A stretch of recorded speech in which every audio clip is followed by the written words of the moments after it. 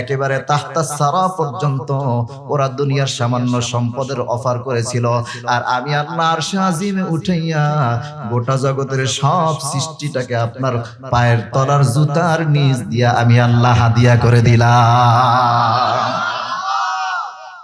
কোরআনের কথা বন্ধ করতে পারলো না।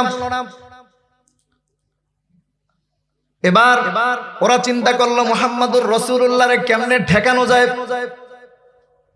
দারুন নাদওয়ার বৈঠকের ভিতরে বসে সিদ্ধান্ত হলো মুহাম্মাদুর রাসূলুল্লাহরে কয়েকটা প্রশ্ন করা হবে। কি করা হবে?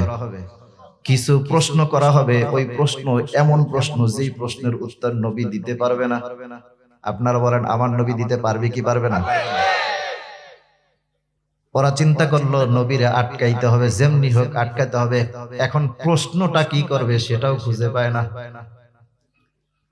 সিদ্ধান্ত হলো তৎকালীন সময় মদিনাতুত তাইয়্যিবায়, তখনকার ইয়াসরিব, মদিনাতুত তাইয়্যিবার পাশে একজন ইহুদি পণ্ডিত ছিল, যাকে আরবের ভিতরে সবচেয়ে বেশি জ্ঞানী বলা হতো।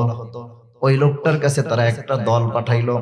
ওই দলের কাছে তারা তার জন্য কিছু হাদিয়া স্বর্ণালঙ্কার দিল।